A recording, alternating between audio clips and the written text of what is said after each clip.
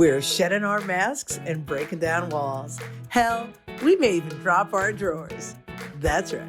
We're going Commando with Angela and Dana. Hi, my name is Dana Sardano, and this is Angela DeMarco, and we are Going Commando.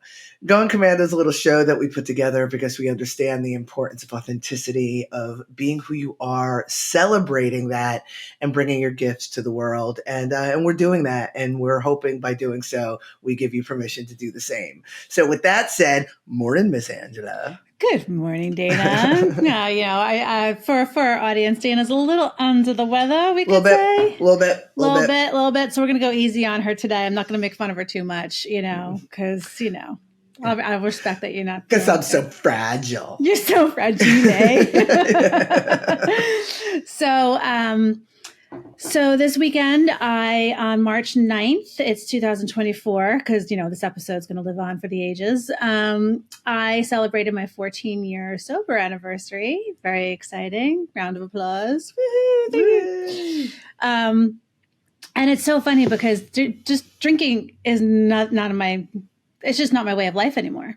Like my addictive behaviors really all squelched over the first 5 years. And now it's more about the patterns from my childhood that are the reasons why I drank, are the things that I'm working out now. But I was thinking about how being sober, not just not drinking, but being actually sober and going through the work, how it makes a really good founder, right?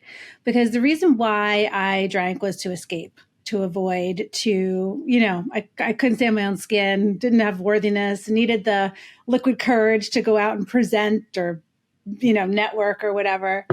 And, but now I don't need to do any of that. So I'm just able to be all of myself. I'm able to embrace my mistakes. I'm able to embrace the things that are uncomfortable.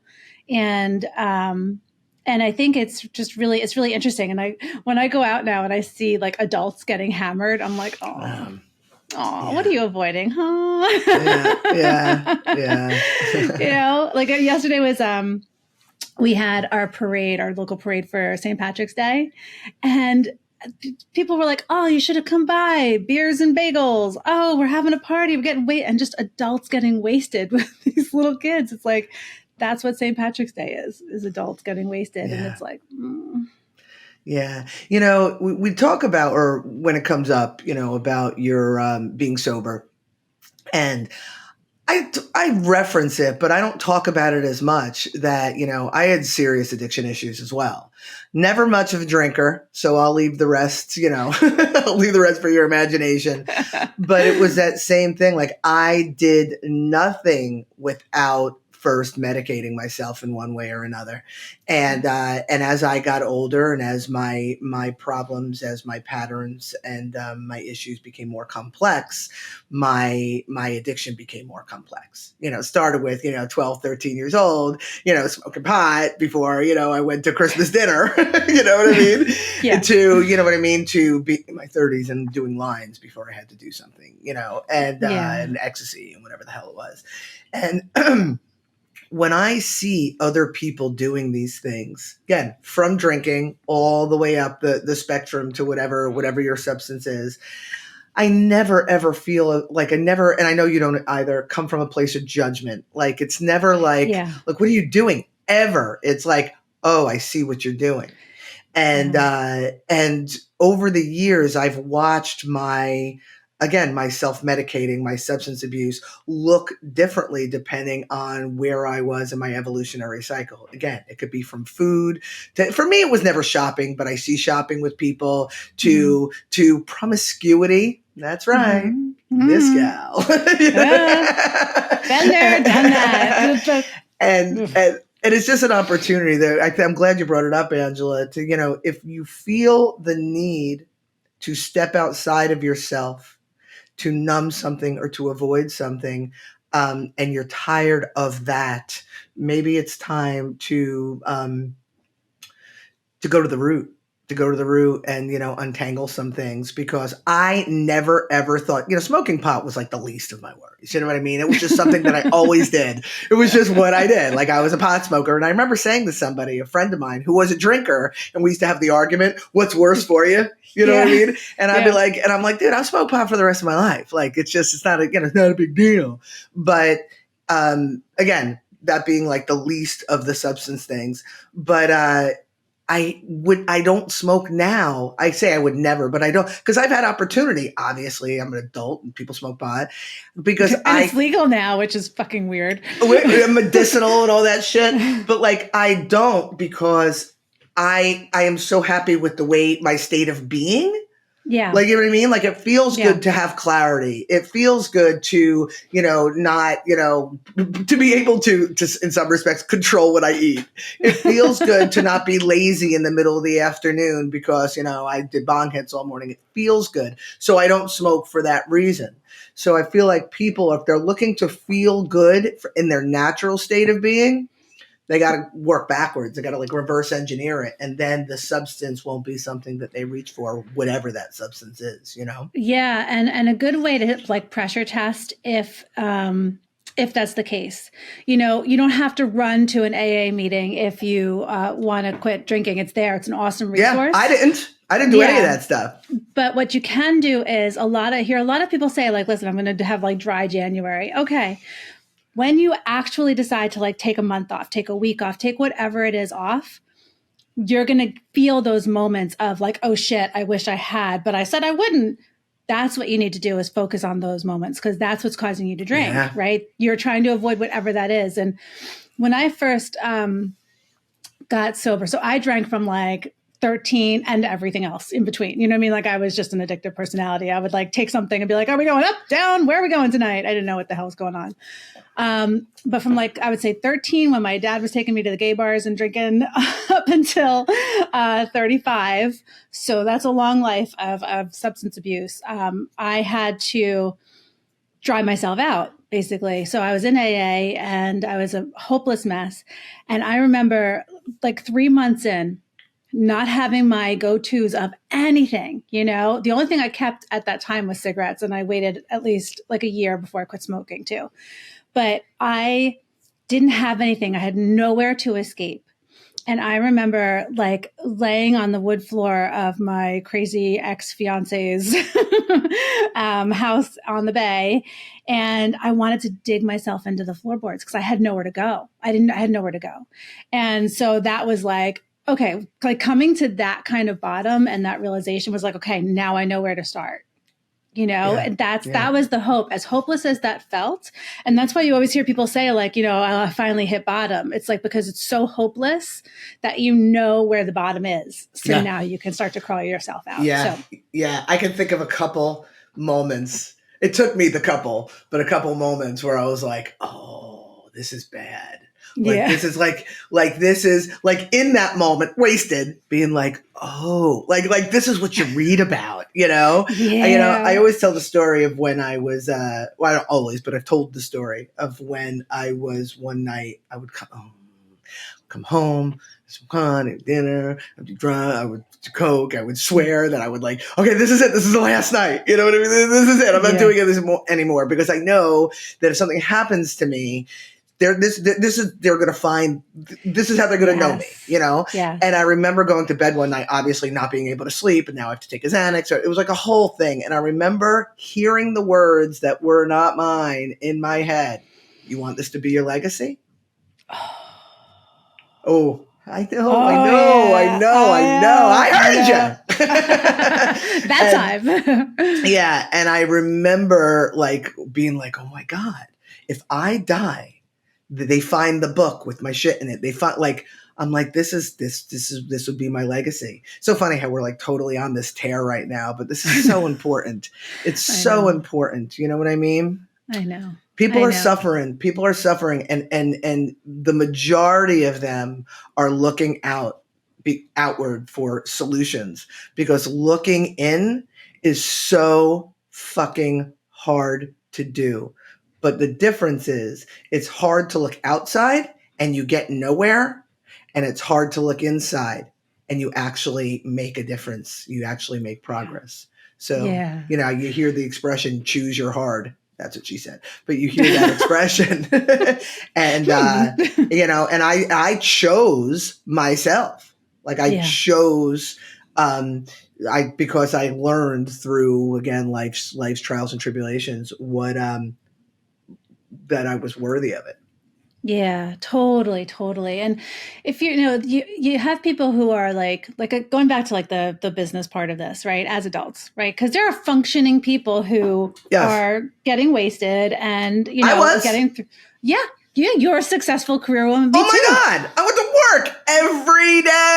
work every day. I owned my own place. I owned a condo at the beach. I had a Mini. I had a motorcycle. I was kickboxing. Like I was on the outside crushing it. Meanwhile, the inside, I was like, I know. And so even me too. I was working in advertising. I mean, that was the thing, was to go. It was so acceptable, right? Like getting hangover. And before Maddie was born, I was out till 2 a.m. every night of the week. I lived in the city, so it was crazy. But now, like, you have people who are in this mode of shifting. Right. They're shifting from, we had COVID. People are refiguring out their lives. They were miserable and we're in this place. And now you have like your old coping mechanisms of like getting hammered. And if you're being told like, hey, listen, I can't drive you to the networking event because you embarrass me when you get drunk, like that's something to think about.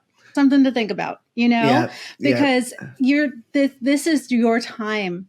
Like you should give yourself this gift of being fully present for your business, for your family, for yourself, for everything. And it is such a beautiful gift. And it gives you so much.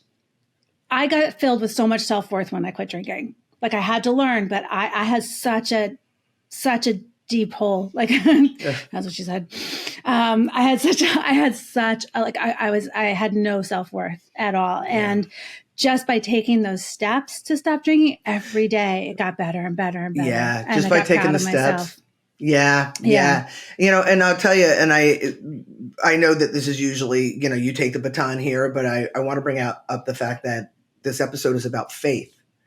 And we want to talk about, our intention was to talk about, the faith in the business and when you give up and when you're not, and you're losing friends. But truly, it all boils down to having faith in yourself, because the reason we're looking outward, again, I'm like looking outward to, the politician to save us, looking outward for the church leader to save us, looking outward, for whatever it is, for whatever information we could gather to save us. But if we don't have faith in ourselves, then all of that is just, again, it's just as toxic as blowing a line.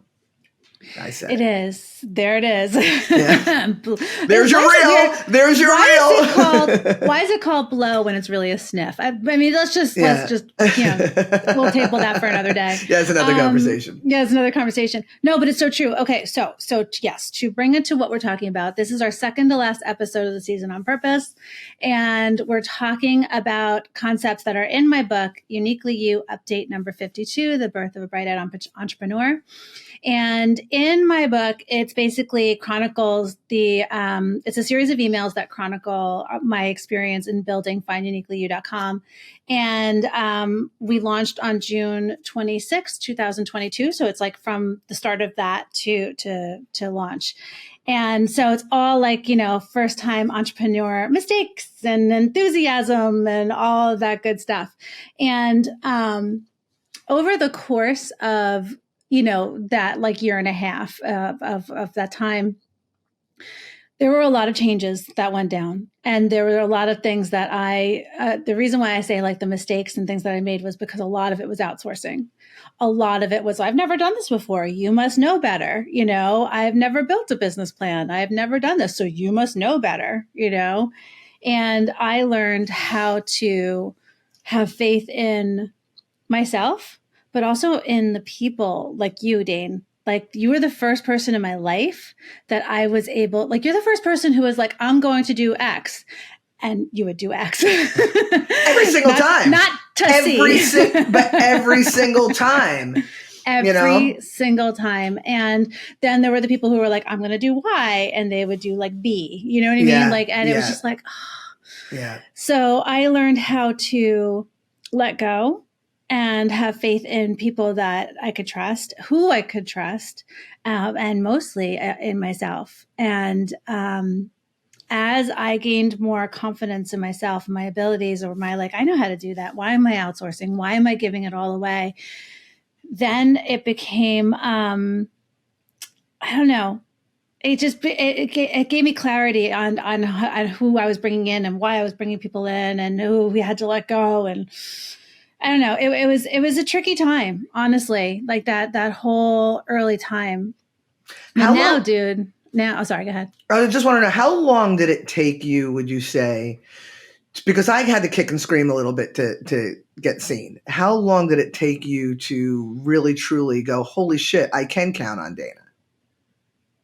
Because it was never about me. I know that because I showed you every time you could count on me. It was never about me having to prove it. I was just being somebody you could count on it. How long did it take you to recognize that?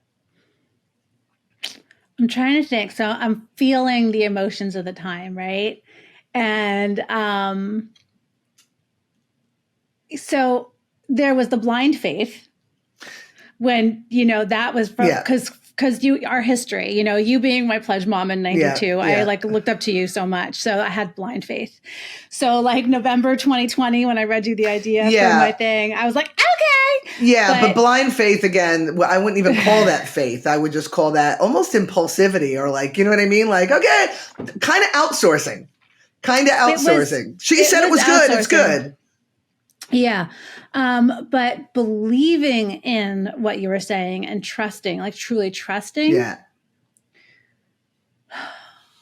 I would say around the time I was doing the beta workshop, which was not very long into it. Really? I thought you would have said much longer, because I felt No, because there was one thing you said to me that really stuck, and it still sticks to me to this day. And I was packing all my technology to go do the beta workshop. I rented this little office for $20 an hour. Like, it was a whole thing. And I was carrying these bags just to go do like this free workshop to test my idea. And you were like, remember this moment. And I was just like, oh my God, yes. And for that, like I knew you saw what was happening at that point in time. Oh, okay. Because nobody else was saying that to me. Yeah. Yeah, no, right on. I guess you having faith in my support is different than you having discernment and understanding your priorities, because I felt like it took a lot longer, but it wasn't about having faith in me. It was about truly understanding what I brought to the table, I guess. But that's a whole different conversation. Because it took a while. It took the letter. It took a while. It did. And it also, because it was like that slow, like, I don't want to be involved. And then it was like, well, I don't want to take advantage. Like there was like a whole like dance that you and I had in the beginning. But as far as like you becoming like my person, it was definitely, I didn't feel alone. It was always you and me. Even though I didn't present it that word, because I was trying to be respectful of you wanting your, I'm just going to be over here. Yeah, but that changed quickly. I mean, we could do this. We could suss this out another time, but that changed quickly. I just, I felt as you evolved, as you needed less and less, and this is about having faith in yourself, less and less the accolades and the recognition of others. Were you able to accept what was really happening? And what was really happening was the two of us were taking on the world. Yeah. Yeah. And consequently, the more comfortable and faith that we had in each other, the less faith my ex-husband had in me. Yeah. So it was like in the beginning, I told Dave about the idea, and I was working for almost a year before I quit to do it, right? So I was just working on the idea. And he was like, oh, that's cute. Oh, yeah, okay. Oh, yeah, try to get money, whatever. Like, he didn't pay attention and whatever.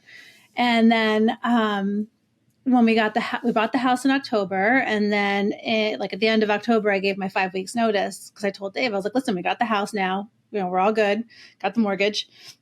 Miss Scusi, I am going to, that's how you do it politely, Dana, by the way. And then I was like, I promise in 6 months, we're going to make all this money. It's going to be fantastic. And then it didn't, because we were launching a business. And then as you and I got tighter and tighter, like we started doing our pivots and things to try to make things work or feel good or whatever, that's how he lost his faith in me. And that's how the relationship got strained, because I believe so much in what we're doing that I refused to give up. Like he was like, pack it in, get a job. It's not working. And I was like, I can't. I physically cannot. I physically cannot go get a 9-to-5 job. Yeah. It's just not going to happen. And, and he lost all faith and respect in me. And because I had so much in myself, I'd rather leave the marriage than give in. And it's easy to lose faith in yourself in these situations when the people that we've labeled as the people that care for us, my mother, my husband, my friend, my children, whatever it is. And when they, raise an eyebrow or show their doubts, we start questioning ourselves. That's why at the end of the day, it's so important for us to have the faith in ourselves. And how do we do that? By stepping up for ourselves, by answering to ourselves, by, being gentle with ourselves. So all of those things with ourselves for our own personal growth, that's how we have faith. Discernment, all of it. I do have to do a shout out to my schmoopy, because I had the complete opposite experience from day one. Rob, I'm going to leave my job. And this is a guy who was nervous by nature. And we're going back to, 2016, 2017. I want to be an artist. I'm going to leave my job. And even though he wasn't thrilled, he was like, okay, if this is what you're going to do, I got your back. I have faith in you. And I'll tell you, fast forward to when I was selling the gallery, I was having a, come to Jesus moment and, and really trying to suss out the whys and the hows of what I was doing and, just come to grips with it. And I came to realize I was beginning to lose faith in myself, and my husband, still had faith in me. Mm. And when I got to see the faith in myself through his eyes, it restored the faith in myself. It was a beautiful thing. That was kind of random and out there, but fucking Rob. No, man. Rob is my, my bar. He's the bar that someone's gotta be at, because I've witnessed it. He's done it for me, as your best friend. You know what I mean? Yeah. He's supported me, and endlessly. He has faith in me too. And it's just, I don't know, it just feels so good to have a rock like that. Just to know, a reliable rock that's just there. I mean, he's been amazing for me through this whole thing too. Yeah. Yeah. Early on in our relationship, probably before we were even engaged, I remember knowing, again, I thought who the hell I was, and thinking not that this guy's lucky to have me. I mean, I thought he was a good guy. I liked him, but I was he got all this, you know what I mean? And I remember we had a couple situations that I was embarrassed. I was oh, I'm not the prize here. He's the prize. Yeah. I was oh, fucking Rob. But but I remember when I had the realization, I was oh, shh, keep that to yourself. Yeah, he's amazing.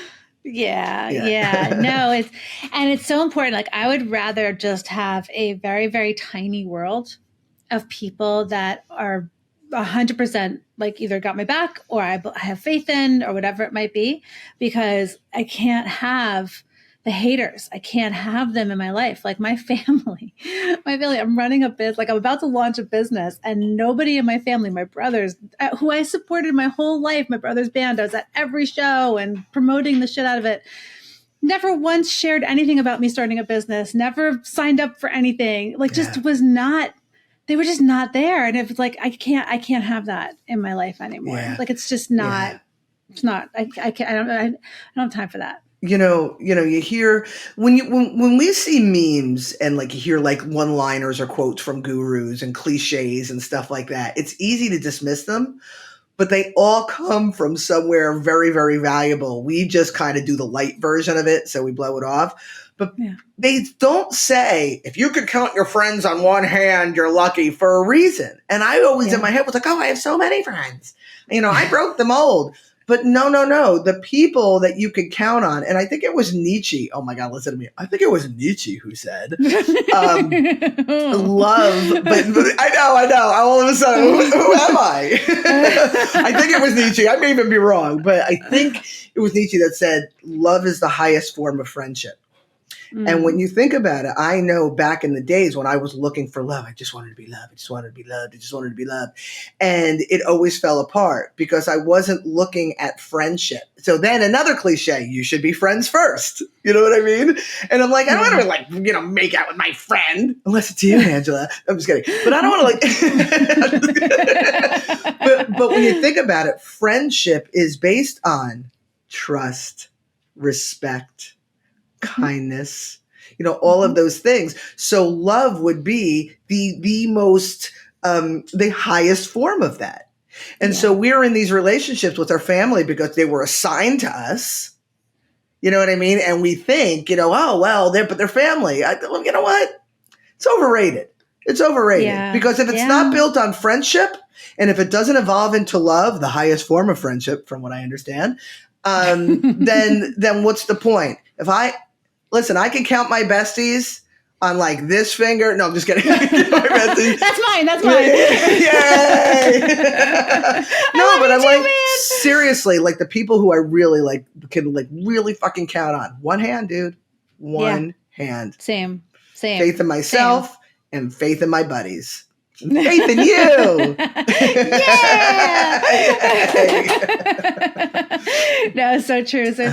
So just as our good friend, Nietzsche and George Michael say, you gotta have faith. There you go.